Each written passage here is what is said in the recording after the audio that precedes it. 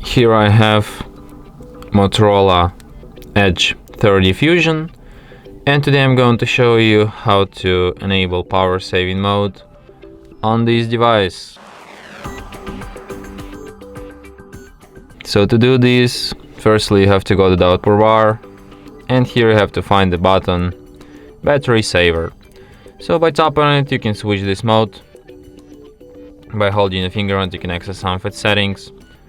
For example, you can set a schedule for it based on percentage. So for example, like at 13% battery, this mode will be enabled automatically. And also you can set it to turn off when your device is up to 19% charged. So yeah. And that's it. Thanks for watching. If you find this tutorial useful, don't forget to hit that like button and subscribe to our channel.